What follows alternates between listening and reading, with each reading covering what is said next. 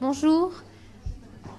Donc après avoir sillonné les Venelles, les coupes-gorges, après avoir visité le Châtelet, le Temple, parcouru les cours des miracles et les allées du Palais Royal, nous finissons aujourd'hui ce parcours des bas-fonds que proposait donc ce premier cycle de l'année pour le comité d'histoire de la ville de Paris.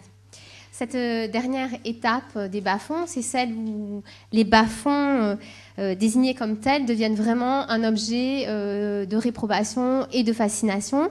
Et finalement, les conférences jusqu'à aujourd'hui ont parcouru les limbes des bas-fonds et aujourd'hui, c'est le temps de leur baptême. C'est Dominique Khalifa, professeur à Paris 1, donc il va présenter cette dernière conférence. Ses recherches en ont fait un spécialiste de l'histoire des marges, du crime, de la presse aussi. Et il a consacré à ces bas-fonds un ouvrage qui est paru en 2013, que je vous montre, qui est peut-être disponible à la librairie. Voilà, qui est paru au Seuil en 2013 et va paraître à la rentrée en septembre aux éditions Parigramme, un atlas du crime à Paris du Moyen-Âge à nos jours, en collaboration avec Jean-Claude Farcy. Avant de lui laisser la parole, je tiens à le remercier non seulement d'être présent aujourd'hui, mais aussi pour avoir initié ce cycle de conférences, pour en avoir été en quelque sorte l'instigateur. Et donc c'est grâce au programme qu'il a monté que vous avez pu suivre nombreux ce cycle de conférences. Bonne conférence.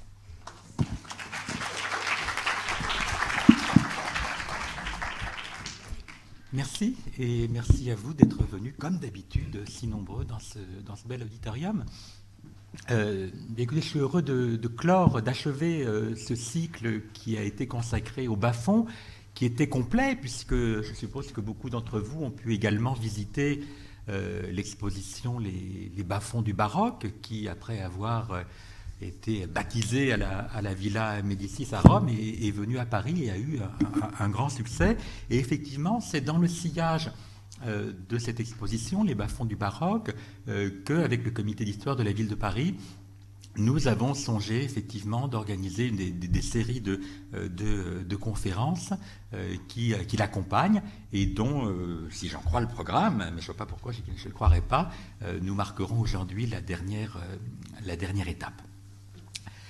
C'est un petit peu curieux de terminer un cycle intitulé Les bas-fonds avec le baptême, hein. On est un peu à l'envers, mais effectivement, comme Marie-Agnès vous a dit, on vous a beaucoup parlé de bas-fonds jusqu'à présent, alors qu'on n'aurait pas dû, puisque l'expression n'existait pas.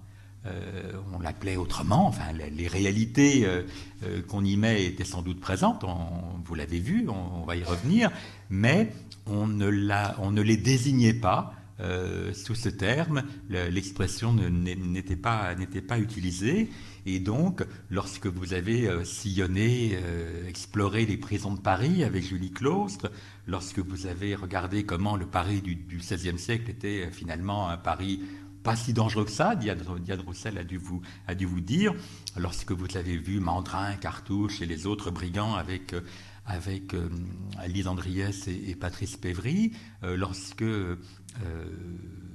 Vincent Millot vous a fait valoir la gloire du lieutenant général Lenoir dans le Paris pré-révolutionnaire, ou lorsque Clyde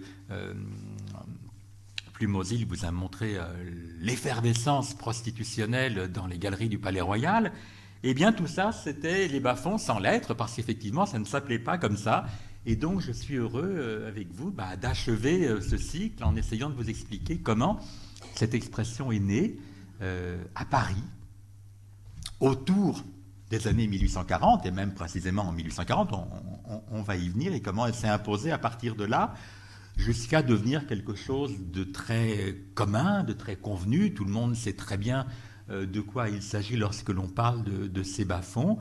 en France, mais aussi à l'étranger. J'essaierai de vous montrer combien cette expression s'est développée et a circulé assez rapidement dans d'autres langues, dans d'autres cultures, et comment elle s'est imposée un peu comme une représentation extrêmement prégnante du monde, des marges, de la pauvreté, de la misère, du mal, du vice, des transgressions, etc., avec des déviances sous toutes ces formes, et comment, d'une certaine manière, elle a fait de Paris, qui est aux sources de l'expression, un des lieux majeurs, archétypaux de ce bas-fond, à tel point que l'expression « les bas-fonds de Paris » en est presque venue à caractériser quelque chose d'assez important, comme vous le voyez là, par exemple, sur ce très célèbre roman feuilleton. Non, pas roman feuilleton, roman livraison, puisqu'il n'est pas paru dans les journaux, mais en livraison de 16 pages. Les bas-fonds de Paris d'Aristide Bruand. Alors vous connaissez tous Aristide Bruand, je pense, pour ses chansons. C'est sans doute le chansonnier de la pègre du Paris du début, de la fin du 19e et du Paris du 20e. Il n'y a pas une rue de Paris qui n'a pas été chantée par les marlous, les filles et les voyous de Bruand. Les hasards de l'actualité éditoriale veulent que ce roman ait été réédité pour la première fois il y a 15 jours, le début, parce que c'est un roman fleuve. Donc ça se trouve aujourd'hui en librairie, aux éditions des Équateurs, c'était très courageux. Moi je me suis dit, rééditer les bas-fonds de Paris aujourd'hui. Mais bon, apparemment ça marche à tel point qu'ils vont publier la suite, parce que c'est très très long. Donc, les bas-fonds de Paris, Bruand, qui a marqué, bon, c'est un roman feuilleton, que c'est pas, si vous cherchez le style et la finesse de l'intrigue, c'est du gros œuvre, mais bon, voilà, ça a son intérêt, en tout cas comme témoignage historique sur le Paris de la belle, sur un Paris de la belle époque. Donc oui, Paris. Paris est intimement lié à cet imaginaire.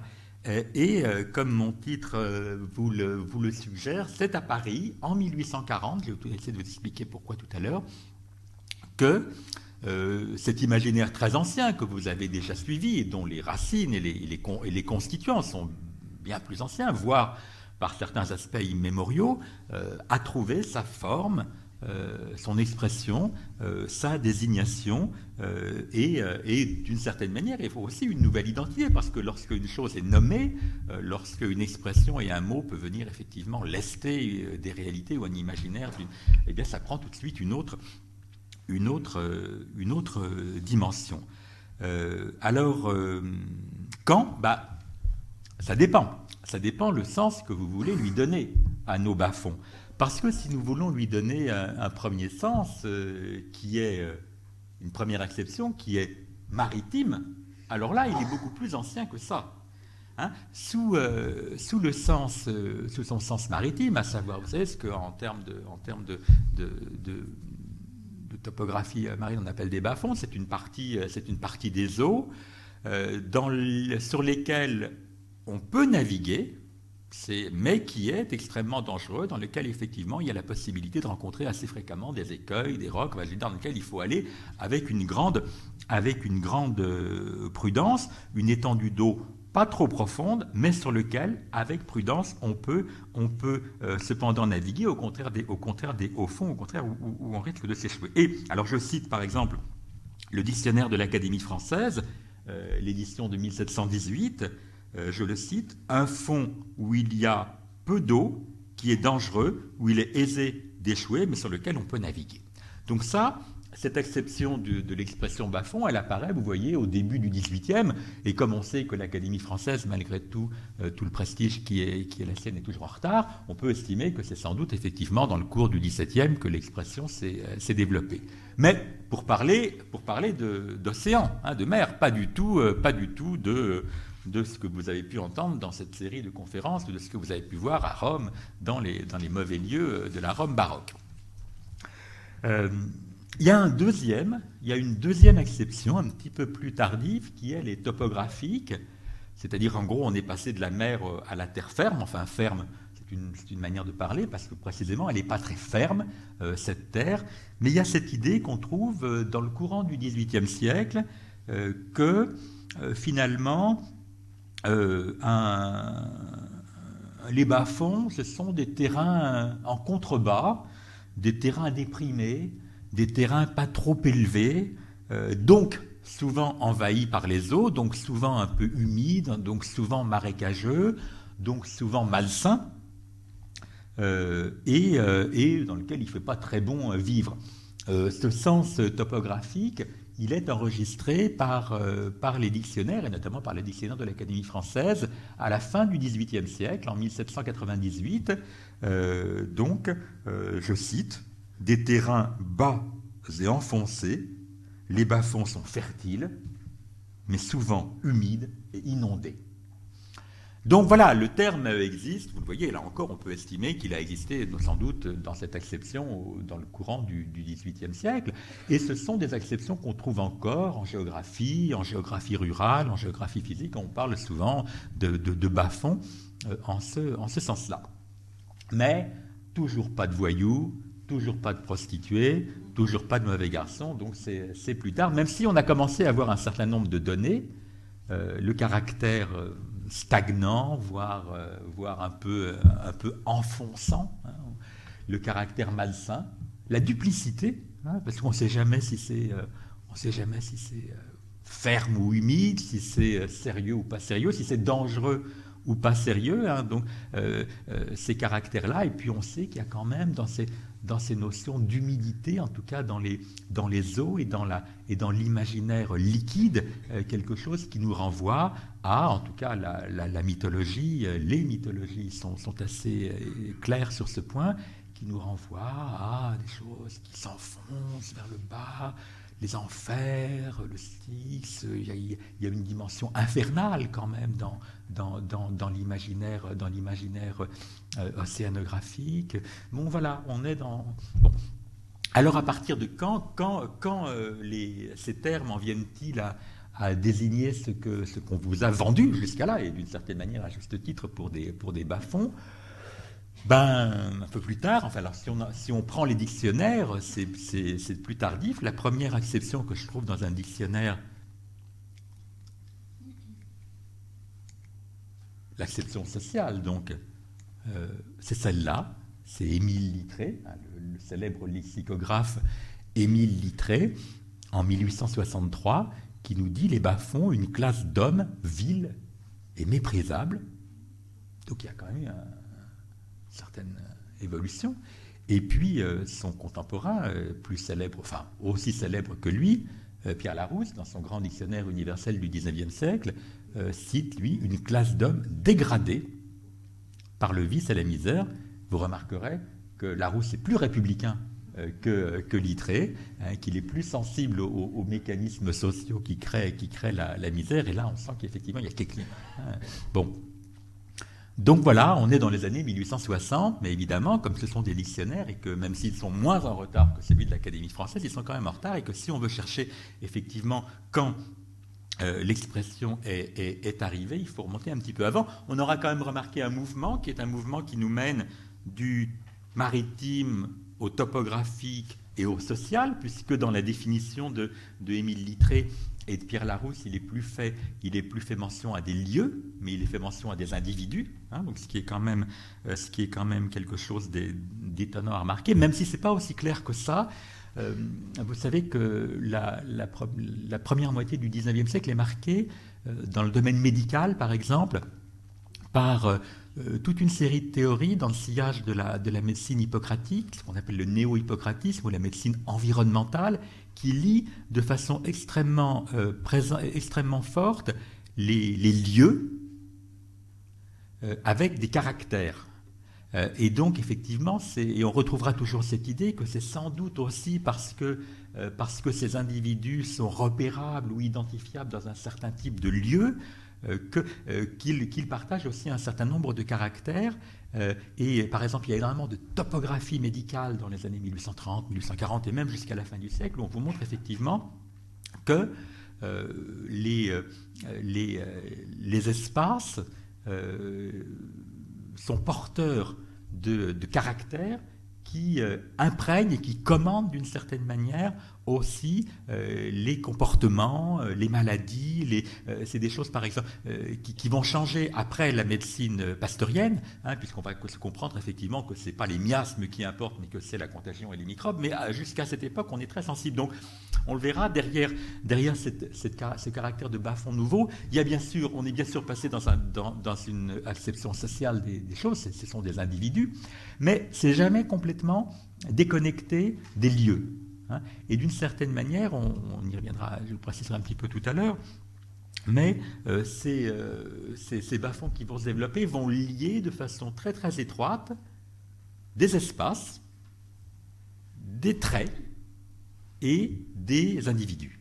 Alors les espaces, j'y reviendrai tout à l'heure, mais c'est toujours des espaces, et on retrouve l'origine du mot, c'est toujours des espaces un peu déprimés, un peu en dessous. Vous allez voir, on plonge toujours un peu, on descend dans une espèce on descend. Les traits, vous les connaissez, ce sont aussi ceux que mes collègues auparavant ont signalés, mais ils sont de plus en plus clairement désignés. C'est la misère. Il faut qu'il y ait de la misère, de la misère extrême, de l'indigence, et ça, on verra que c'est très caractéristique aussi de ce qui se passe à ce moment-là. Mais ça ne suffit pas. Il faut qu'il y ait aussi du vice, de l'immoralité, j'y reviendrai. Et puis, ça ne suffit pas. Il faut qu'il y ait du crime aussi. Et c'est au carrefour de ces trois réalités, la misère extrême, l'indigence, et on verra effectivement pourquoi c'est très lié, le vice de crime qui compose un espèce d'état. Et dans cet état, il y a aussi une dimension topographique, un état indécis, flottant, instable.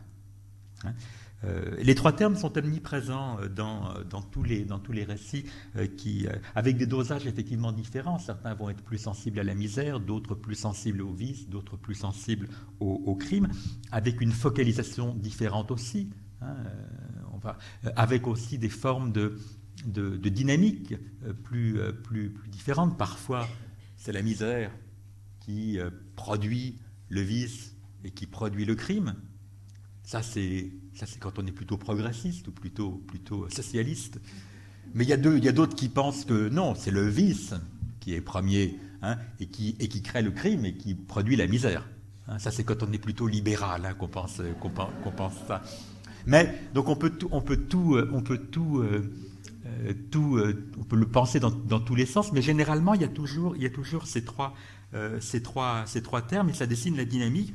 Je vais citer un auteur que vous ne connaissez pas, qui s'appelait Octave Ferré, à moins qu'il y ait parmi vous des Rouennais, car les Rouennais connaissent Octave Ferré, inoubliable auteur des Mystères de Rouen en 1845. Et voici comment Octave Ferré donne la chose, je le cite: « La misère a donc commencé leur malheur à tous, le vice arrive après, le crime n'était pas loin. » Donc il est plutôt à gauche, Ferré, mais donc on trouve ça partout. Il y en a beaucoup. Un médecin écossais dont j'ai oublié le nom d'ailleurs. Pourquoi j'ai oublié son nom? Enfin bon, peu importe. Un médecin écossais qui explore les mauvais lieux d'Édimbourg en 1851 écrit une enquête qui s'appelle, vous voyez, enquête dans l'indigence, la prostitution et le crime. On a bien les trois, et Édouard Crapsey en 1868, vous voyez, on est toujours qui fait la même chose dans les mauvais quartiers de New York. Lui aussi, effectivement, décrit the vice, crime and poverty de la grande cité. Donc on est vraiment, ce sont des choses qui se retrouvent beaucoup, liant effectivement des lieux, des traits et des individus. Mais les individus, c'est infini, c'est tout. Vous pouvez effectivement ouvrir une liste interminable: mendiants, clochards, voleurs, vagabonds, prostituées, égyptien, criminel, filou, grec, Romanichel, tout ce qui peut apparaître à un certain moment dans les imaginaires comme le produit social de la conjonction immonde, de l'hybridation immonde de la misère, du vice et du crime. Alors, évidemment, tout ça n'a rien à voir avec le XIXe siècle. On n'a pas attendu 1840 pour avoir de la misère, du vice et du crime. Je vais pas ça ne se démontre même pas. Mais le fait est que donner un nom particulier à cette convergence-là, c'est quelque chose qui a du sens, qui a de la signification et qui va modifier quand même l'éclairage. Alors rentrons un petit peu plus dans mon Paris des années 1840 pour tenter de vous expliquer qui, comment et pourquoi on a nommé ces réalités très anciennes, bas-fonds à ce moment-là. Alors la lexicographie, ou logie, comme vous voulez, n'est pas une science exacte. On connaît des textes, mais enfin il y a toujours des textes qu'on découvre. Donc, ce que je vous dis, c'est dans l'état actuel de mes connaissances, et peut-être trouverons-nous demain ou après-demain une exception plus ancienne. Mais enfin, j'en ai quand même cherché beaucoup, et dans l'état actuel de ce que je sais, de ce que j'ai pu lire, et de ce que d'autres ont pu me dire, enfin, personne ne m'a jamais dit le contraire, on voit apparaître l'expression bas-fond,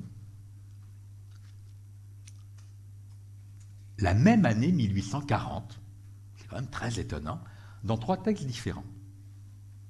3 auteurs qui n'ont rien à voir et qui vont utiliser le mot dans des significations un petit peu variées. Le premier auteur, vous le connaissez tous, Octave Ferré, non, c'est pas lui.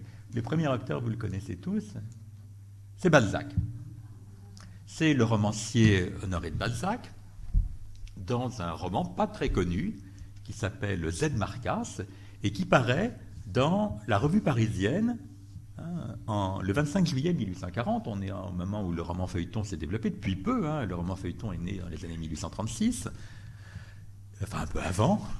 Et Balzac publie, il dépiote ses textes dans des revues ou dans des journaux. Et Z Marcas paraît dans la Revue parisienne. Et voilà ce que Balzac écrit.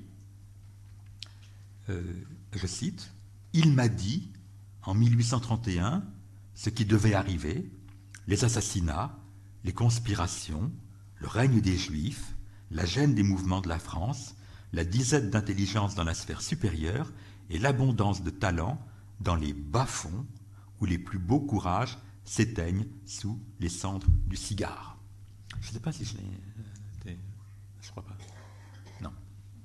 Donc voilà, et c'est une des premières exceptions pour désigner effectivement un lieu peu en dessous d'une sphère inférieure. Je reviendrai à toute cette question de haut-bas, c'est très important. Une sphère inférieure où apparemment on n'est pas très intelligent, mais où il y a beaucoup de mal.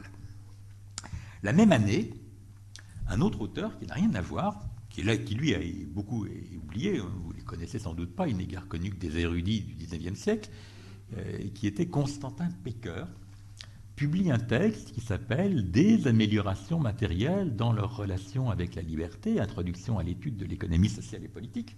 Ça, c'est les titres comme on n'en fait plus, mais comme on en faisait beaucoup vers 1840. Donc Constantin Pecker est un économiste social. Généralement, on le met généralement, même si j'aime pas du tout cette expression, on le met dans le massif des socialistes utopistes, des premiers socialistes. C'est un socialiste chrétien qui réfléchit sur les inégalités, etc., et qui écrit ce traité qui est un traité d'économie politique et sociale. Et voilà ce que Constantin Pecker écrit, je le cite également. « Les classes riches, parmi lesquelles les déplacements subis de fortune viennent parfois jeter le trouble et le désordre, produisent, de temps en temps, ces fameux chefs de bandits qui ameutent et dirigent tout ce qu'il y a de passion subversive et de cruauté dans les bas-fonds de la population misérable et pervertie. » c'est à peu près le même sens, sauf que là, il le perçoit dans une logique plus économique. Et puis quand même, non, il cite les bandits. Hein, on voit, et puis on voit, mais on le voit effectivement dans un processus social. Hein, c'est le mouvement social et les déplacements subis de fortune des classes riches qui produisent. Bon, et puis le troisième, la même année, 1840, assez compliqué. Je vais vous expliquer pourquoi. C'est Honoré Frégier. Honoré Frégier était un chef de bureau à la préfecture de police de Paris qui avait répondu à un concours de l'Académie des sciences morales et politiques. On était à une époque où l'Académie des sciences morales et politiques, chaque année, mettait des questions au concours. Et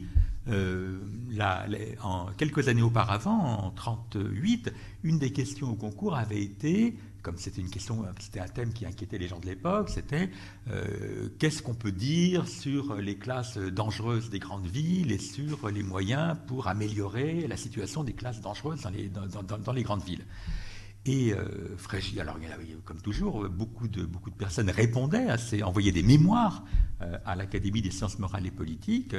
Les académiciens se réunissaient et primaient un ou deux ou trois mémoires. Et Honoré Frégier a obtenu le premier prix, en 1838. Et le texte a été publié en 1840. La difficulté, c'est que je ne peux pas savoir s'il utilisait l'expression en 1838 parce qu'on n'a pas conservé le manuscrit. Parfois, des manuscrits ont été conservés. Le manuscrit de Frégier n'a pas été conservé. Donc, on n'a que la version publiée 2 ans plus tard, dans lequel il utilise une expression bas-fond, mais peut-être l'avait-il utilisé, sans doute. Hein, je veux dire, moi, quand je vous dis 1840, il faut prendre ça avec souplesse. Hein, c'est sans doute, effectivement, la décennie précédente avait-elle déjà utilisé l'expression. En tout cas, c'est là que ça apparaît. Ce qui est très intéressant, c'est de voir qu'elle apparaît chez un romancier, un théoricien de l'économie sociale, un policier, c'est-à-dire 3 registres très très différents, la littérature, l'économie politique et le contrôle social, et que ces trois formes d'expression sont celles qui vont, dans les années qui suivent et jusqu'à aujourd'hui, porter l'imaginaire des bas-fonds. On va avoir des bas-fonds dans la littérature et pour aller vite dans la fiction, mais aussi évidemment dans la sociologie et dans l'économie politique et dans les traités plus sérieux et plus savants, et puis aussi dans le monde de la répression et du contrôle social. Et c'est assez amusant, en fait, je veux dire, c'est un peu un hasard, mais de voir que c'est la même année, 1840, que le terme émerge dans ces trois registres qui sont, à partir de là, les principaux registres de leur diffusion jusqu'à aujourd'hui. Paris, donc. À partir de là, le mot est baptisé. Il se diffuse très vite. Il se diffuse très vite, à la fois en France, je vais y revenir, et puis aussi à l'étranger. Hein, c'est-à-dire, on va voir le mot être utilisé par tas d'auteurs, donc tout de suite après, je vais essayer de le développer. Et puis également, on va le voir se diffuser dans sous la forme, dans la plupart des langues latines. Hein. L'espagnol va dire bajos fondos et va l'utiliser dans les années qui suivent. L'italien va dire bassifondi, enfin avec d'autres, mais on va utiliser bassifondi toujours dans des relations au français dans les années qui suivent. Le portugais, non, c'est assez étonnant. Il n'y a pas d'usage portugais. Alors le portugais utilise l'expression française, bas-fond. Et puis, on va voir apparaître les équivalents linguistiques dans d'autres langues, notamment en anglais, underworld, qui est très curieux. Alors, je ne sais pas si c'est dans cet ordre-là que j'ai fait. Qui est très curieux parce que je vous dis que le mot underworld, donc littéralement sous le monde, donc on est vraiment dans la même logique que bas-fond. Le mot underworld existait en anglais depuis le XVIIe siècle. Mais il existait dans un sens très particulier. Il existait pour désigner les enfers païens. Les enfers païens. Au contraire de l'enfer chrétien, hell. on utilisait underworld pour caractériser les enfers grecs ou latins, et des tas d'auteurs, Ben Jonson ou d'autres dès le XVIIe siècle, avaient utilisé l'expression. Mais le mot n'avait absolument aucun sens social. Il va prendre un caractère social le même que bas-fond, à peu près dans les mêmes années. Hein, puisque, alors, je ne sais pas si j'ai mis ça dans ce sens-là. C'est un tout petit peu... non, je n'ai pas mis. Bon, ben, alors, il faut avancer. Vous allez voir. Voilà. Aux États-Unis, 1869, la première apparition, sous le sens bas-fond, avec un trait d'union. Vous voyez, le trait d'union a disparu depuis. Dans un texte américain, The Women of New York or the Underworld of the Great City. Donc vous avez ici la reproduction qui va se développer assez rapidement avec à peu près le même sens. Alors là, vous pourriez me dire, non, c'est pas vrai ça, parce qu'aujourd'hui, underworld en anglais, ça ne veut pas dire bas-fond. Aujourd'hui, quand on utilise, enfin, et même depuis les années 1920, lorsqu'on utilise ce mot de underworld en anglais, ça ne veut pas dire bas-fond, ça veut dire crime organisé. C'est en gros le monde du crime organisé. C'est vrai. Mais ce n'était pas le cas au XIXe siècle. Lorsque l'expression émerge à New York et puis très très vite en Angleterre, ça a vraiment exactement le même sens que bas-fond, à savoir c'est ce mélange très curieux d'extrême pauvreté, d'indigence, d'immoralité, de prostitution, de perversion, de transgression et de crime. Mais le mot prendra effectivement plus tardivement le sens de crime organisé, et j'y reviendrai tout à l'heure parce que ça a du sens. Mais les Anglais avaient bien sûr beaucoup d'autres termes. Le mot slum, qui est assez particulier parce que là, il ne caractérise que les lieux, les taudis, était apparu un petit peu avant. Le mot slumming, qui voulait dire aller dans les taudis, aller explorer les bas-fonds, était apparu aussi dans les mêmes périodes, mais où les Anglais ont d'autres termes, low life, qu'on utilise aussi pour caractériser ça, peu importe. Et l'allemand va le traduire à peu près dans les mêmes années. Unterwelt va apparaître en allemand dans les années 1870-80, et le Unterwelt allemand connaîtra le même destin que le underworld anglais, contrairement au bas-fond français.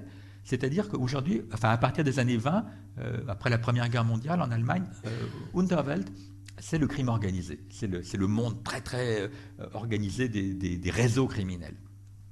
Mais ce n'est pas le cas lorsque le mot apparaît.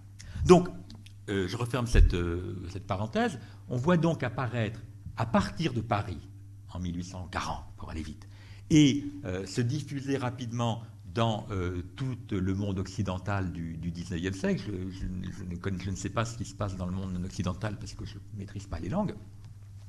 On voit donc apparaître effectivement des expressions soit immédiatement traduites du français bas-fond, soit imitées ou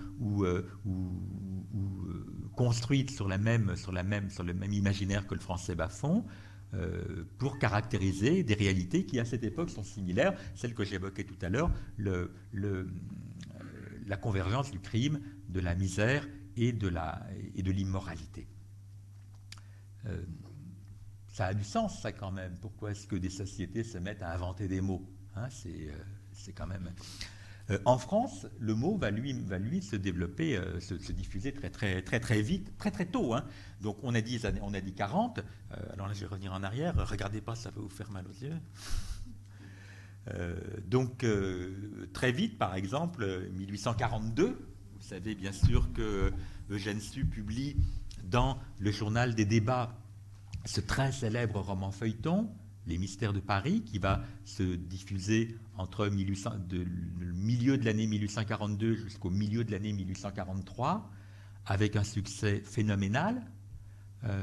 Vous savez bien sûr que dans Les Mystères de Paris, Sue va explorer les lieux malfamés de la capitale, hein, pour essentiellement l'île de la Cité et le périmètre central du cœur de la ville.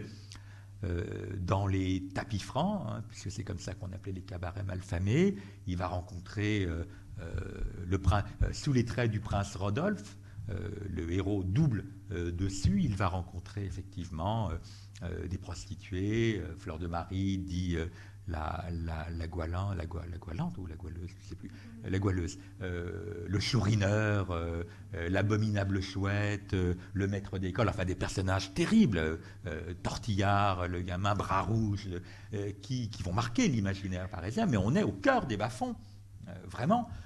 Là, vous avez la terrible Chouette, on est au cœur des bas-fonds, on est au cœur des lieux malsains, on est au cœur de cet univers qui est celui de la misère, du vice et du crime, et bien sûr, utilise l'expression et l'immense écho des mystères de Paris, dont vous voyez ici. Alors là, vous voyez là, sur l'image là-bas, c'est Rodolphe, le bon Rodolphe, avec le Chourineur et Fleur de Marie. Et ça, effectivement, ça va beaucoup contribuer à diffuser, parce que vous n'êtes pas sans savoir que les mystères de Paris sont un extraordinaire succès en France, mais dans le monde entier. On savait depuis très très longtemps que les mystères de Paris étaient tout de suite imités, plagiés, recopiés, on connaissait des centaines et des centaines de parodies. On ne mesurait pas, jusqu'à récemment, l'ampleur de ce phénomène. Une équipe de chercheurs en littérature de l'Université de Montpellier s'est lancée dans une immense enquête très quantitative et sérielle pour essayer de savoir ce qu'elle appelle les mystères, ce genre de mystères urbains, grâce à l'informatisation des grands catalogues des bibliothèques et grâce effectivement aux outils numériques. On peut maintenant moissonner, c'est le terme savant, on peut maintenant moissonner sur à une très grande échelle les catalogues des bibliothèques dans le monde entier. Et c'est ce qu'ils ont fait, c'est ce qu'on a fait avec cette équipe. Et on a découvert effectivement des centaines et des centaines et des centaines de mystères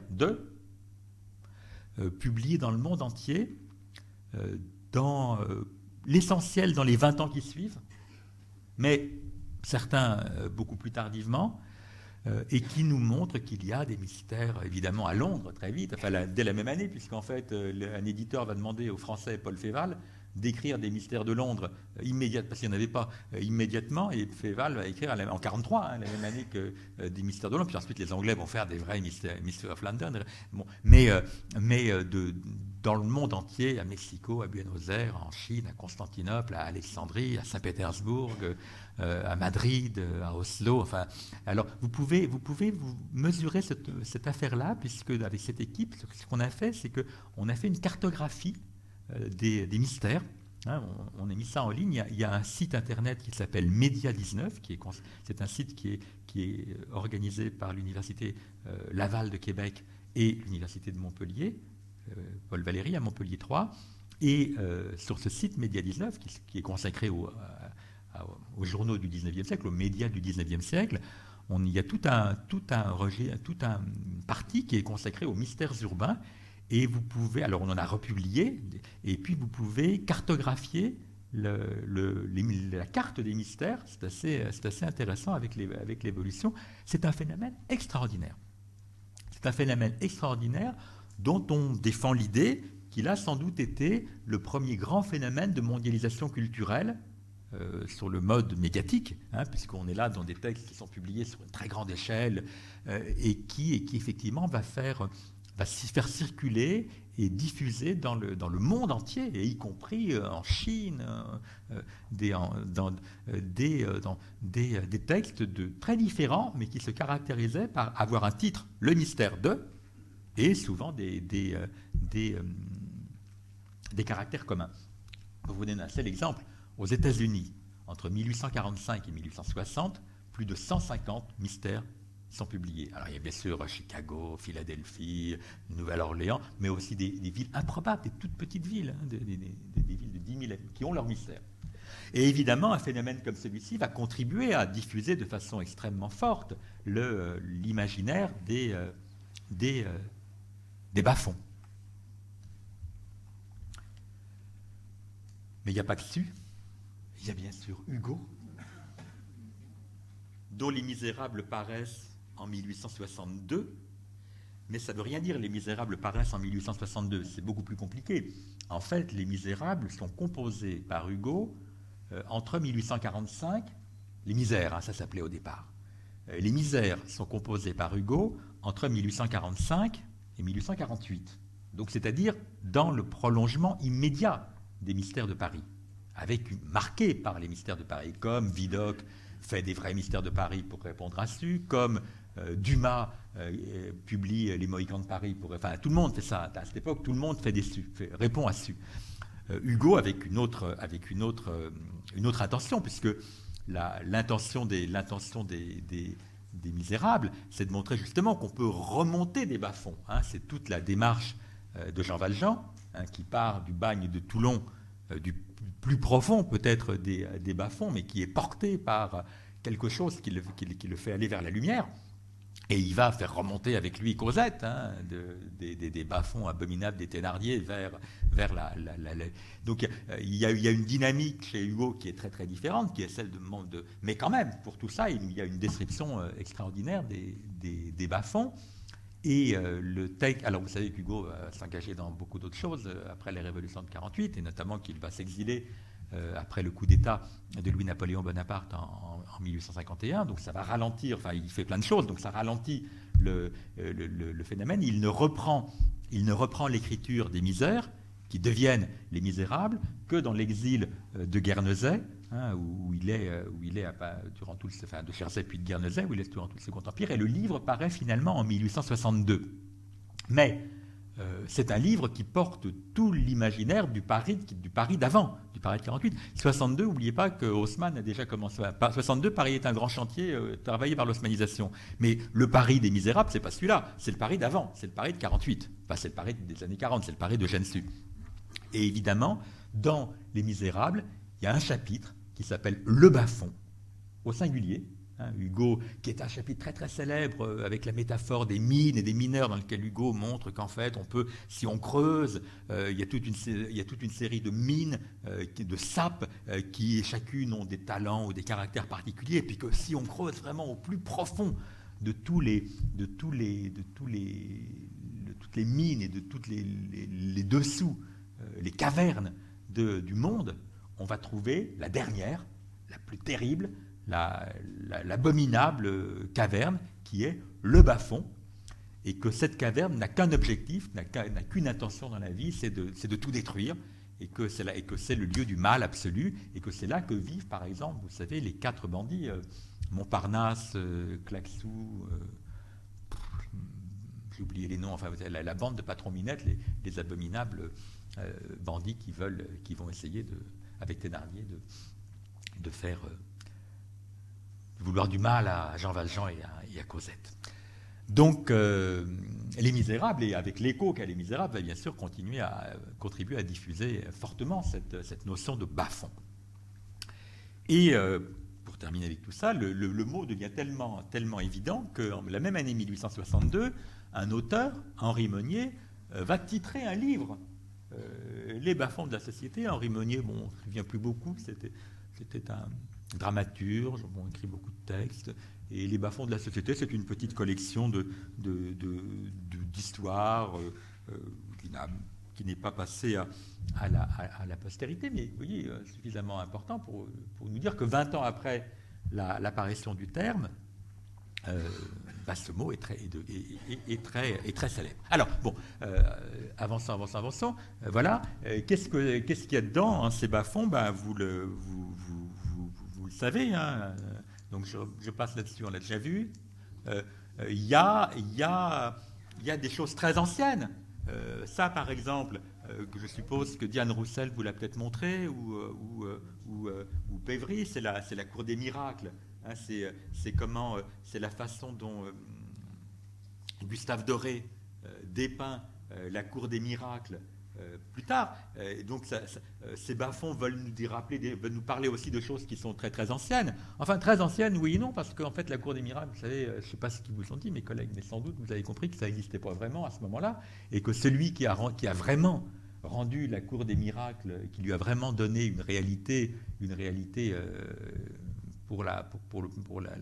dans nos imaginaires et dans nos sens communs, c'est Hugo. Et que c'est en 1831 Donc l'imaginaire de la cour des miracles, il est extrêmement lié, c'est pas du tout une réalité médiévale, ou une réalité, il est extrêmement lié au XIXe siècle et à l'imaginaire des bas-fonds. Même si effectivement des rues des miracles ou des cul-de-sac, s'il vous plaît, ont pu exister, mais enfin il y a très peu de sources là-dessus. C'est très incertain et très flou pour la période du XVe et du XVIe siècle, mais ça, je suppose que Diane Roussel ou Julie Claustre vous l'ont dit. Mais donc, bien sûr, c'est cet imaginaire des bas-fonds qui se développe là dans les années 40, 50, 60, il récupère des tas de choses anciennes, il récupère même des choses immémoriales, vous savez, il récupère des données qui relèvent même de l'imaginaire biblique, de la ville du mal, telle que la Bible, les représentations de Sodome, de Gomorrhe ou de Babylone l'ont montré dans les usages très très anciens. Il récupère des réalités médiévales extrêmement fortes, qui est celle du mauvais pauvre. Vous savez comment, à partir du XIIIe siècle, on a la théologie chrétienne a inventé la figure du mauvais pauvre. Jusqu'à présent, le pauvre était une figure absolument sacrée et investie d'une dimension christique majeure. Les crises sociales, économiques très très fortes du milieu de la fin du Moyen Âge ont contribué à forger, à faire surgir une nouvelle catégorie de pauvres qu'on a appelée à partir de là le mauvais pauvre, c'est-à-dire celui qui était responsable de sa pauvreté. Et ça, bien sûr, c'est aussi quelque chose qui imprègne très fortement. Je suppose que Lise Andriès et Patrice Pévry et aussi Vincent Millot ont insisté sur le monde des gueux et de la gueuserie telle qu'elle se développe au XVIIe siècle. Et là aussi, c'est des choses très très anciennes. Donc tout ça se retrouve dans les bas-fonds, se converge dans les bas-fonds, mais prend une réalité nouvelle. Et si je veux tenir dans le temps, parce que je vois qu'il est déjà très tard, il faut que je vous explique pourquoi finalement, c'est peut-être la question la plus essentielle, pourquoi c'est le XIXe siècle qui va réaliser cette dénomination, et qu'est-ce qui se passe en France et plus largement dans l'Europe, dans le monde occidental du XIXe siècle pour justifier que cet imaginaire extrêmement ancien soit reconfiguré et donc renommé. Il se passe, à mon avis, 5 choses différentes, 5 raisons de nature très très différente et sur lesquelles que je vais développer très très brièvement pour terminer. La première raison, elle me semble liée à la Révolution française. Je veux dire par là à la peur de voir effectivement les classes populaires ou les classes inférieures, comme on disait à l'époque, devenir un risque politique et social majeur. On n'a pas attendu la Révolution française pour avoir des émeutes, des émeutes populaires, évidemment. Vous pouvez remonter dans la plus haute antiquité, les esclaves de Spartacus, il y a des jacqueries au Moyen-Âge, il y a des révoltes populaires dans l'époque moderne, donc ça, c'est pas nouveau. Mais ce que la Révolution française, pour la première fois, a ouvert, enfin la perspective qu'elle a ouverte, c'est qu'elle a rendu crédible la possibilité, effectivement, d'une subversion politique effective au nom et par le biais des classes populaires. Même si ça a été quelque chose de faible, qui a duré peu de temps, l'existence, effectivement, d'un débordement et d'un risque politique majeur lié, effectivement, à une émergence des dessous de la société, de ceux qu'on considère comme les classes inférieures, est devenue, à partir de la Révolution française, une hypothèse probable ou possible. Et cette hypothèse a évidemment suscité l'incroyable frayeur des élites, pour lequel évidemment cette chose-là était impossible, enfin inacceptable. D'où la volonté effectivement de redécrire de façon, avec des termes encore plus présents, encore plus horrifiques, encore plus effroyables, la menace potentielle d'une présence effectivement liée à l'irruption de la populace, au sens le plus négatif du terme, sur la scène politique. Et cette menace que la Révolution, on va la retrouver durant tout le XIXe siècle.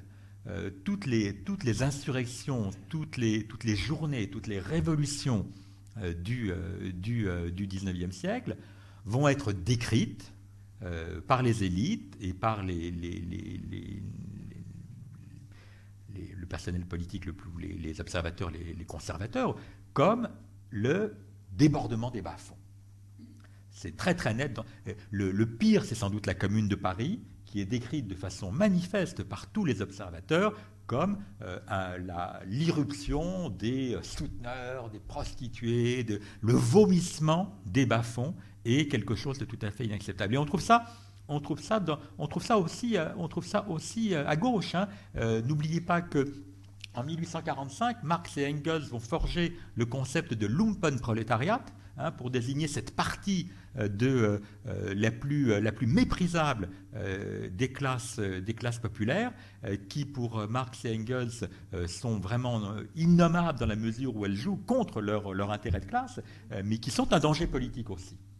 Donc il y a tutti quanti le sentiment effectivement que des menaces existent à cette échelle-là et qui sont capables effectivement de porter un risque de subversion politique radicale. Le second critère, il est très lié, c'est effectivement les transformations économiques et sociales de ce 19e siècle. Donc vous savez que même si c'est avec des rythmes, des intensités et des manifestations différentes, il est porté par ce qu'on peut appeler, pour aller vite, l'industrialisation du monde occidental, et que cette industrialisation du monde occidental a un effet social qui est très très fort, c'est celui de créer de nouvelles catégories, de nouvelles classes sociales, qu'on va appeler le prolétariat, les ouvriers. Enfin, on va redéfinir différemment la notion d'ouvrier, auxquels on va donner des noms très très différents, mais qui évidemment sur un tout autre égard vont apparaître d'abord comme un terrible scandale moral.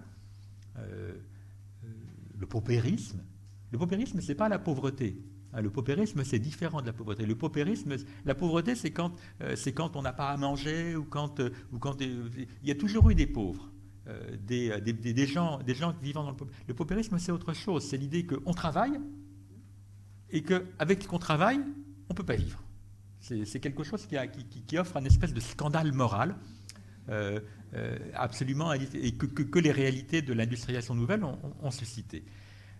Et la création comme ça de cette catégorie nouvelle qu'on va voir comme que ce soit les Irlandais affamés, maléfiques, sales, puants qui sont dans les usines britanniques, que ce soit les barbares, les sauvages qu'on va décrire dans les faubourgs des villes industrielles ou des banlieues industrielles de Rouen, de Mulhouse, de Lille, ou des villes allemandes. Tout ça, ces gens-là, c'est affreux. C'est affreux. Ils sont liés, effectivement, bien sûr, au premier. Il y a le sentiment là d'une réalité sociale insupportable et dangereuse. Et bien sûr, lié avec le danger politique. Le troisième critère est très différent. Il est lié aux évolutions de la pensée religieuse. Le milieu du XIXe siècle est caractérisé dans toute la théologie catholique comme un moment où on va aller vers une foi plus souple, mieux bienveillante, où le désir de salut des âmes va se révéler plus intense. Une piété italiénisante, venue d'Italie, plus chaude. On va moins condamner. On va essayer de plus aider les gens. On va sauver plus d'âmes. Ce n'est pas un hasard si le purgatoire, qui avait été inventé au XIIIe siècle, connaît ses plus belles heures au XIXe siècle. Ça veut dire qu'on va moins aller en enfer. Ça veut dire que on va moins volontiers aller en enfer. Ça veut dire que l'enfer va tendre pour partie à se séculariser et que les usages séculiers du mot enfer vont se développer. On va commencer par exemple à parler des enfers sociaux. Et bien sûr, vous voyez les relations que ça peut avoir avec une réalité comme les bas-fonds, hein, qui va apparaître effectivement comme une possible manifestation de l'enfer sur Terre.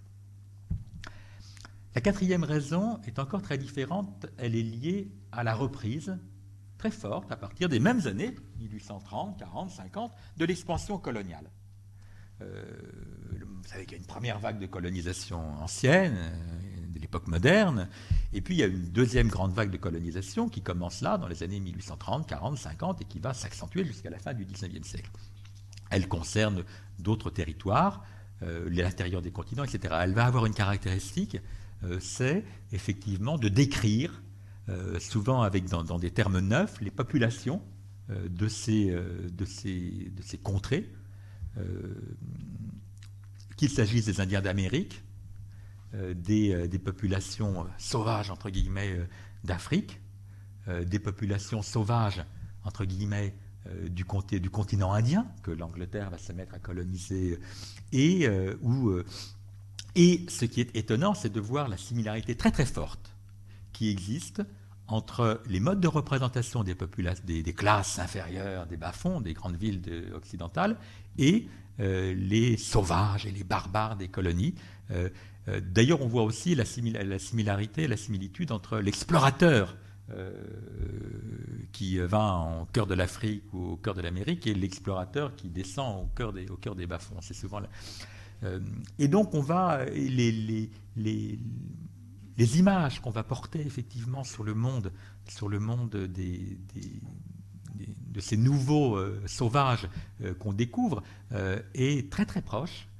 C'est d'ailleurs pas un hasard si on va appeler en anglais un thug, hein, du nom des étrangleurs de la secte des étrangleurs de Cali, les voyous, hein, britanniques ou américains, ou si on va appeler Apache, les jeunes rôdeurs des barrières parisiennes.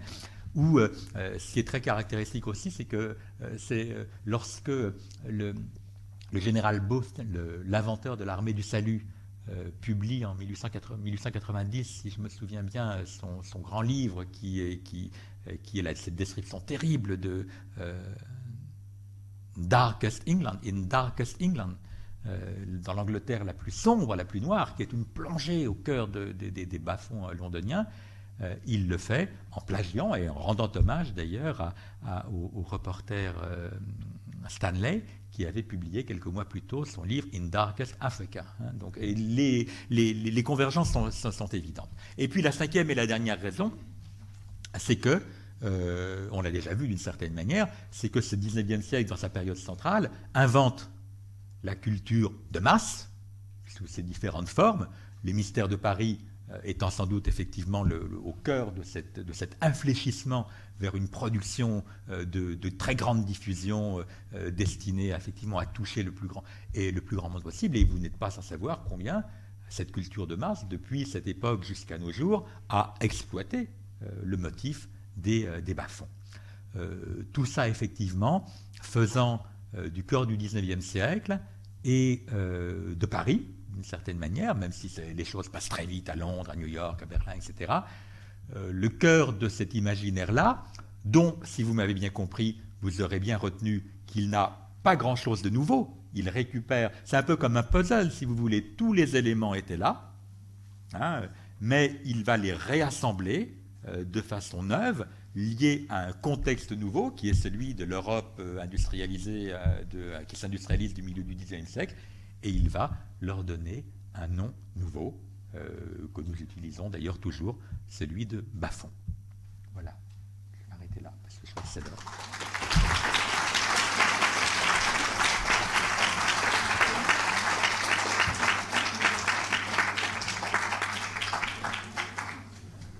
Et je crois qu'il y a un petit moment qui est possible dans lequel nous pouvons converser. Oui, j'ai le micro, donc si vous avez des questions, je vous demande d'attendre le micro pour qu'on puisse ensuite les enregistrer.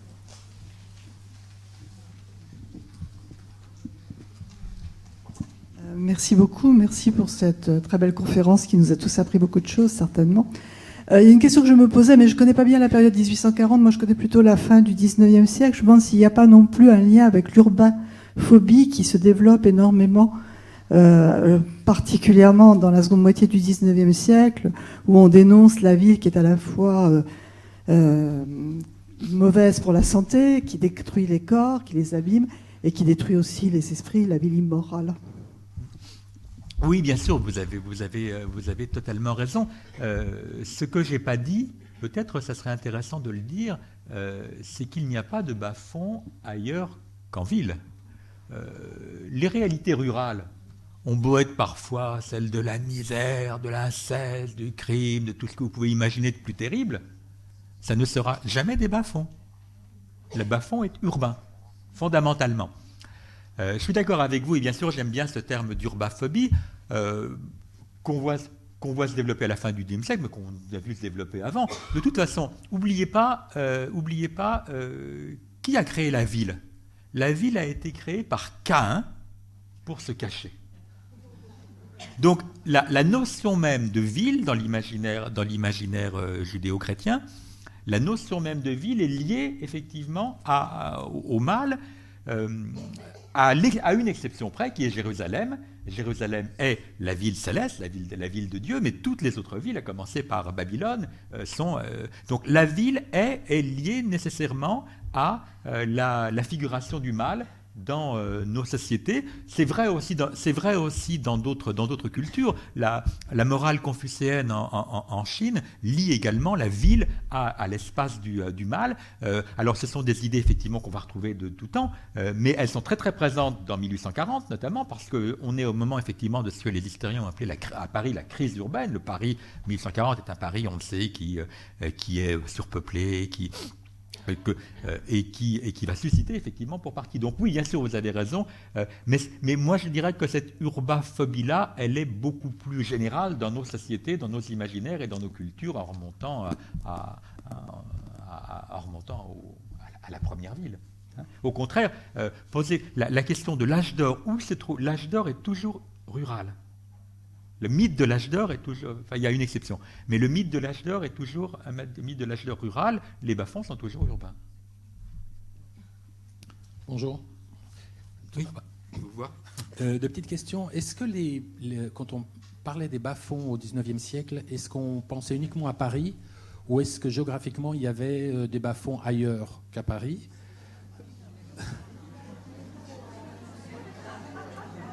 Non, mais je veux dire, est-ce que Bordeaux, on parlait des bas-fonds à Bordeaux, à Lyon, ou est-ce que vraiment la littérature française ne parlait que de Paris ? Deuxième chose, est-ce que par hasard... Je peux continuer ? Merci. Est-ce que par hasard, il y aurait une concomitance, je me suis posé la question, avec l'arrivée de l'éclairage au gaz dans les villes, est-ce qu'il y aurait éventuellement une concomitance avec la lumière dans les beaux quartiers, éventuellement l'absence de lumière, d'éclairage dans les bas-fonds des quartiers pauvres pour des raisons politiques ou autres. Et en ce qui concerne l'Angleterre, d'après ce que je sais, l'industrialisation a commencé bien avant en Angleterre. Est-ce que la littérature anglaise, par hasard, par exemple Dickens, je ne me rappelle plus les dates, est-ce qu'elle serait antérieure ou postérieure à Eugène Sue ? Ok. Alors, sur la première question... non, il y a à partir du moment où il y a des mystères de Paris, il y a des mystères de Rouen, des mystères de Lyon, des mystères de Nantes, des mystères de Bordeaux, des mystères de partout. Certaines villes vont résister un peu. Je suis assez étonné. Dijon a beaucoup résisté. Les mystères de Dijon ont été tardifs et ont pas. Mais parfois c'est qu'une rue. C'est une rue où il y a un bordel, de tripots. Mais il y a toujours une partie de cette ville dans cet imaginaire des bas-fonds qui va partir à Marseille, bien sûr. La deuxième chose que vous évoquez est très juste. On sait effectivement que l'éclairage au gaz se diffuse à Paris à partir de ces années-là, précisément, 1830-1840. Et oui, je répondrai oui, pour une raison qui est relativement, que je n'ai pas évoquée, mais qui est importante. C'est qu'il n'y a pas de bas-fond qui puisse exister hors de l'éclairage venu d'en haut. C'est-à-dire que, bien sûr, je suis historien, donc si je veux travailler sur une réalité, je suis obligé de travailler avec des textes ou des images, enfin avec des sources. Et donc, je me pose la question, d'où viennent les sources qui me décrivent les bas-fonds? Et bien sûr, vous l'avez, on peut tout voir, il n'y a pas de source endogène. Tout vient d'en haut, tout vient de l'extérieur, tout vient de l'éclairage, tout vient des élites qui, à un moment donné, polarisent ou éclairent. Et donc, effectivement, ce rapport à l'éclairage, symboliquement, est intéressant, effectivement, parce qu'on peut se dire, on ne découvre les bas-fonds qu'à partir du moment où on peut éclairer une partie de la ville, et donc laisser l'autre dans l'ombre. Donc oui, c'est très juste. La troisième partie, non, Dickens est complètement contemporain. Hein. Les textes de Dickens datent des années... oui, comme Dickens commence à écrire à la fin des années 30, et les grands textes de Dickens datent des années 40 et 50. Oliver Twist, c'est 39, si je me souviens bien, quelque chose comme ça. Donc on est dans la même configuration. Bien sûr, vous avez raison, l'industrialisation a été plus précoce en Angleterre, mais la littérature, pour des raisons complexes, la littérature ne s'est mise à ouvrir le regard sur ces mondes sociaux que dans ces années 1830-1840.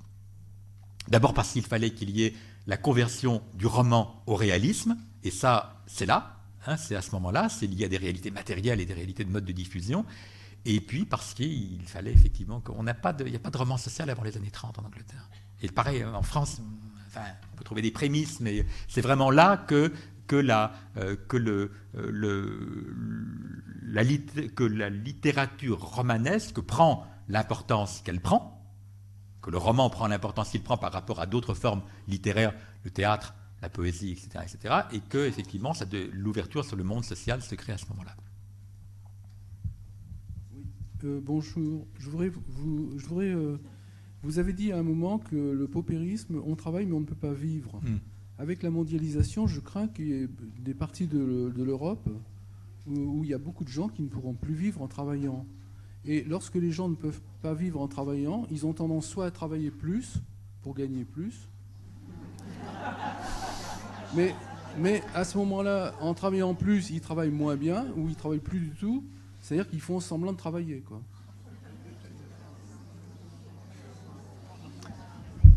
Je peux guère répondre à votre remarque. Hein. Oui, sans doute. Mon expertise ici parmi vous ne peut être qu'une expertise d'historien, donc je regarde. Mais oui, bonjour et merci pour votre conférence. J'ai une question qui m'est venue en cours de conférence et deux questions qui me sont venues au cours des échanges. La première, c'est est-ce que vous pouvez brièvement décrire, vous l'avez brièvement fait, mais une géographie parisienne des bas-fonds de cette époque-là, de 1830-1840. Après, vous avez parlé d'une exception urbaine à l'âge d'or, qui est rurale. Est-ce que vous pourriez la préciser? Et puis, troisième et dernière question, vous avez parlé de sources, que les sources étaient forcément exogènes, que c'était un regard d'en haut. Est-ce qu'il n'y a pas eu, exceptionnellement, des sources endogènes, des gens des bas-fonds qui ont parlé eux-mêmes des bas-fonds? Alors oui, il y a bien sûr une géographie parisienne. Alors elle est mouvante, mais enfin il y a quelques constantes.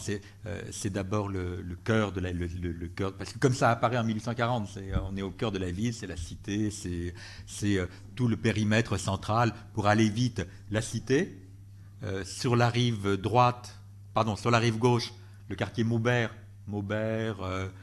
qui était vraiment au cœur et puis en remontant un petit peu, et puis sur la rive droite entre les Halles et Saint-Méry, le vieux Paris populaire, avec bien sûr, donc ça c'est, et puis des inscriptions périphériques aux barrières et aux marges, mais ça c'est très classique dans toutes les villes, effectivement, avec les barrières de l'époque, et puis des points de fixation, par exemple Montfaucon, qui est l'actuel site des buttes de Chaumont, qui était à la fois le clos d'équarrissage, le gibet, bien sûr, de très longue date, et puis l'endroit où on vidait les fosses d'aisance. Donc vous aviez vraiment tout.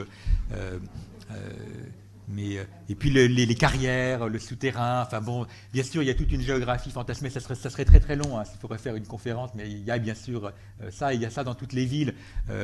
Londres, c'est très vite vers le long des docks, et sur l'East End, New York, c'est Five Points, c'est le sud de la ville, enfin toutes les villes ont leur localisation. La deuxième question, c'est quelle est l'exception à l'âge d'or? C'est Paris Belle Époque, c'est Paris 1900.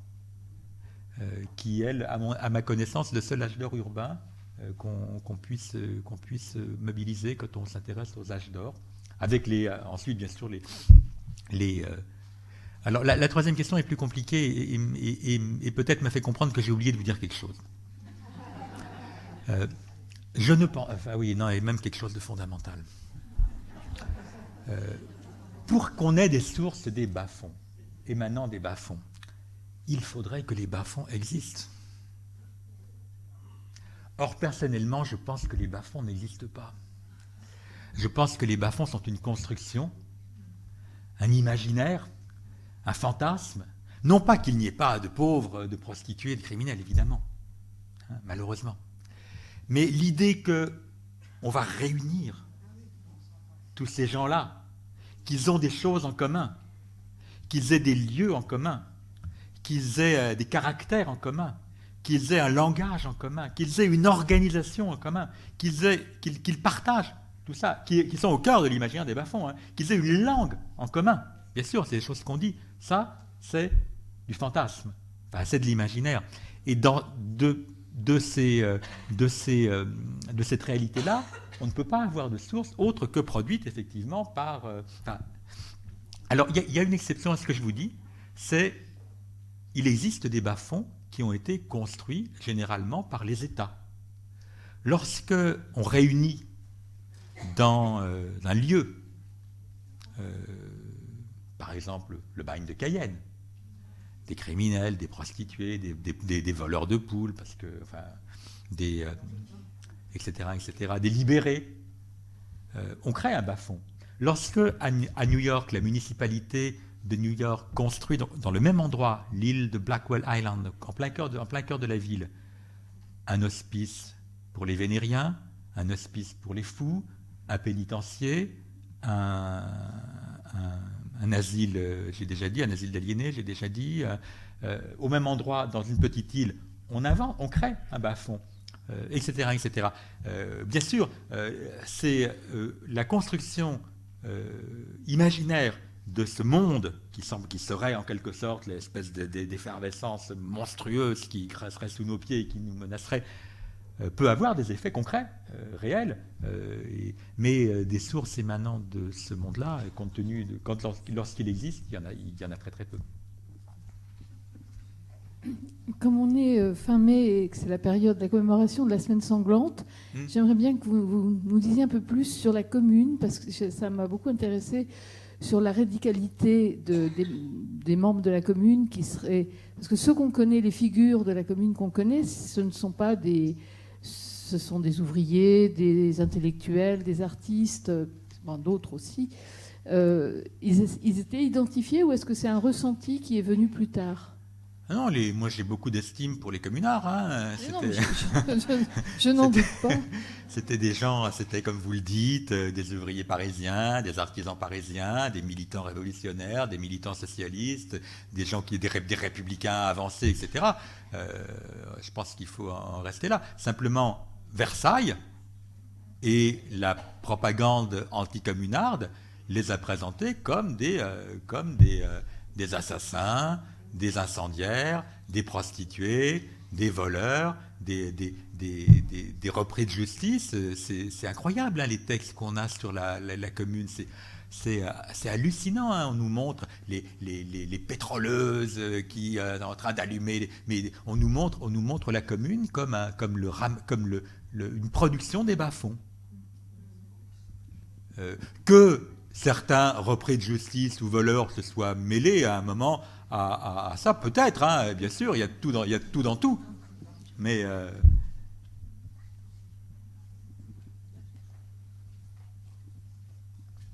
j'essaie de faire dans l'ordre. On fait faire de la gymnastique à Marie Aigné. J'essaie de respecter l'ordre dans lequel j'ai vu les doigts se lever. Je vais rester sur la dernière, enfin je suppose être la dernière question, puisque vous avez précisé, monsieur, que la colonisation reprenait à ce moment-là. Est-ce que l'on peut préciser qu'en fait, ils étaient animés de l'idée justement d'apporter la civilisation, la lumière à justement ces sauvages, etc. Donc en fait cela procède également à se dire je vais apporter l'ordre, la lumière, la civilisation au bas-fond, etc., etc. Parce que quand même on oublie toujours de souligner qu'il y avait cette idée très importante chez ceux qui partaient pour apporter justement quelque chose de mieux que ce que les gens avaient sur place. Oui, il y avait beaucoup de... Enfin, je suis d'accord avec vous. Il y a aussi eu des gens qui sont partis dans les colonies pour autre chose. Hein. Il y en a aussi qui sont partis pour... Il y avait de tout. Il y a les intentions les plus complexes, des plus nobles que vous évoquez, qui ont été très importantes, aux plus basses, qui ont aussi existé. Dans le cas des bas-fonds, la chose est un petit peu différente, parce que si vous voulez, la plupart des récits enfin, c'est pas exact. Une grande partie des récits des bas-fonds n'ont pas vraiment pour intention de les éradiquer. C'est vrai, on trouve cette volonté d'éradication des bas-fonds chez les militants religieux, et ils ont été très très nombreux. Pensez que toutes les églises protestantes en Angleterre et aux États-Unis ont joué un rôle majeur. Hein, on ne comprendrait rien au Londres des années 1880 ou des années 1900 sans l'investissement incroyable de ces femmes, de ces hommes, souvent venus des classes supérieures et qui vraiment donnaient de leur personne hein, pour aider ou pour tenter de sauver, comme elle disait, ce qu'on sait moins, c'est que toute la sociologie de Chicago, qui se crée à partir de 1915-20 aux États-Unis, à l'université de Chicago, et qui a été une sociologie fondamentale pour la connaissance des déviances. Toute la sociologie de Chicago part de motivations qui sont d'abord des motivations philanthropiques et religieuses de l'Église baptiste, qui est aux sources de la création de l'école de l'université de Chicago. Donc, oui, chez les philanthropes, chez des représentants d'églises, et plus du côté des églises réformes protestantes au sens large que du côté de l'Église catholique, on a effectivement des grandes formes mais il y a aussi beaucoup de descriptions des bas-fonds qui n'ont que pour objet d'exploiter ou de faire de l'exotisme ou de faire du pittoresque ou de s'encanailler, hein, d'aller voir un peu ce qui se passe chez les pauvres, parce que quand on rentre chez nous, c'est mieux après. Hein. La fameuse tournée des Grands-Ducs, c'était ça quand même. Oui, pardon. Juste, je voudrais... Oui, donc, les deux dernières questions, on a été ramenés beaucoup aux réalités, comme la misère, bon, à travers la révolte de la commune, ou bien les réalités du colonialisme, enfin de la misère. Je reviens juste à ce qui était avant-dernière, sur le mythe. Parce que, comme vous l'avez dit, je pense que c'est aussi très important. Et je voudrais vous soumettre cette petite réflexion quand même qui m'est venue, parce que on a vu dans la nouvelle de Balzac cette dangerosité du bas-fond associée à quelque chose qui avait probablement un relent d'antisémitisme très clair. On voit que la culture des bas-fonds, cette culture de masse, qui se repose aussi sur l'inculture finalement, c'est-à-dire on n'approfondit pas et donc on rejette les bas-fonds, etc. La question que je veux poser, est-ce qu'aujourd'hui on n'a pas une autre forme de culture de masse qu'on a à travers des médias comme Internet, où se développe un nouveau bas-fond, c'est l'idée par exemple qu'on a des Illuminati, qu'on a une théorie des complots, qu'on a des espèces de trucs extrêmement enfuis, extrêmement souterrains, parfois même des extraterrestres, enfin, qui sont en train de manipuler la société, de la tirer vers une dangerosité extrême et naturellement mobiliser pour ça les forces, on va dire, réactionnaires. Oui, vous mettez l'accent sur un point que je n'ai pas eu le temps, enfin bon, on ne peut pas parler de tout, mais quels sont devenus les bas-fonds aujourd'hui ? et qu'est devenu l'imaginaire des bas-fonds aujourd'hui. Alors, moi, si vous regardez le livre que j'ai publié là-dessus, il y a le chapitre, enfin, toute la fin du livre est consacrée à ça. Dans mon sentiment, c'est discutable, mais dans mon sentiment, pour moi, tel qu'il apparaît dans ces années-là, cet imaginaire s'est un peu épuisé dans la seconde moitié du XXe siècle, pour des raisons très diverses, les politiques sociales, certaines transformations de la théologie catholique, de la sociologie, etc., etc.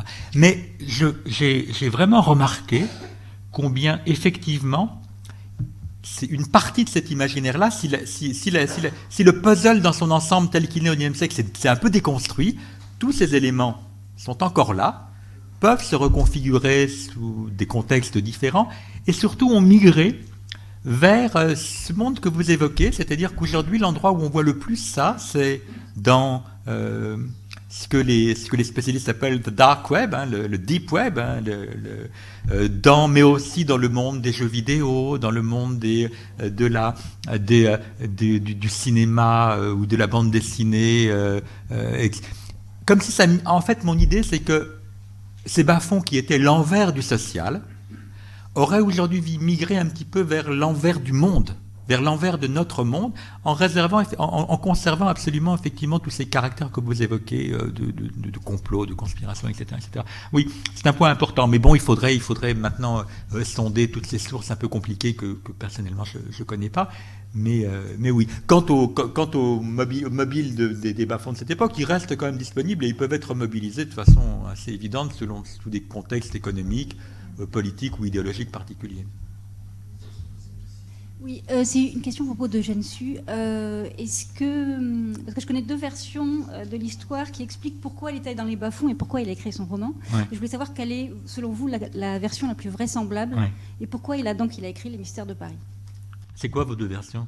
Alors, c'est la version d'Alexandre Dumas et c'est la version de Félix Piat. Ouais. J'ai un peu oublié les détails, mais dans un des deux, il aurait été converti au socialisme avant d'y aller. Dans l'autre version, il serait allé comme ça pour en fait avoir un sujet de roman. La version de Félix Piat, qui est très célèbre, c'est en gros, il aurait invité Su à dîner chez des amis, et puis Eugène Su dit « Ah, ça y est, j'ai compris !» Il a compris la misère, les dessous, et il dit... Bon, non, je pense il y a eu beaucoup de travaux là-dessus. En fait, si vous voulez, Su est ruiné en 1839. Hein, il n'a plus un sou. C'est un fashionable, comme on dit à l'époque. C'est un gars à la mode. Il a dépensé tous ses sous. Il a dilapidé avec ses maîtresses, avec les beaux costumes, etc. Donc, il faut qu'il trouve de l'argent. Il propose à Gosselin, à l'éditeur Gosselin, un truc. Il dit « J'ai une idée, je vais faire un roman sur Paris en 1839. » Gosselin lui dit « Non, c'est nul, moi je ne prends pas, etc. » Bon, il le fait quand même. C'est Les Mystères de Paris. Il y va pour exploiter une veine, hein, qui était en gros la veine de Fenimore Cooper. Mais le fait est que Su, effectivement, va être transformé par Les Mystères de Paris, pas avant, par Les Mystères de Paris, parce qu'en écrit... Et si vous voulez, Les Mystères, il y a le premier volume qu'il écrit avant de publier, et puis tous les autres, il le fait au fur et à mesure, après, parce que ça marche bien dans le journal des débats, etc. etc.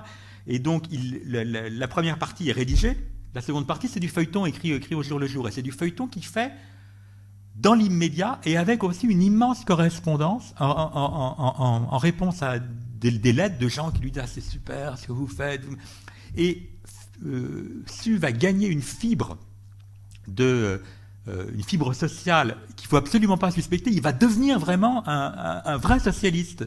Mais il va le devenir dans l'écriture, dans le rapport avec les Mystères de Paris, avec les parties 3, 4, 5, dans le rapport avec les lecteurs qui lui écrivent, celui qui dit « Oui, mais vous n'avez pas bien décrit à ce moment-là la vie. » Alors il va le faire mieux, il corrige le texte au fur et à mesure, et il va devenir vraiment un vrai socialiste, un vrai militant sincère. Il y a une conversion radicale d'Eugène Su à la pensée sociale, à la pensée démocrate, comme on disait à l'époque, à tel point, vous le savez, qu'il va ensuite s'engager dans la Révolution de 48, il va devenir député, il va le payer, et puis il va le payer de sa vie, parce que quand, avec le coup d'État de Louis-Napoléon Bonaparte, il va partir, il va s'exiler, et Eugène Su, il meurt dans la misère. Il meurt dans la misère au bord du lac d'Annecy en 1852 ou 3, je ne sais plus.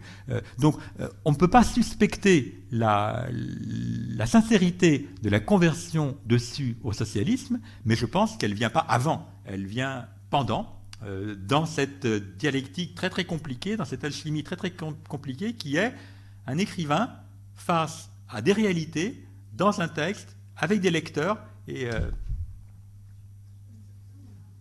voilà.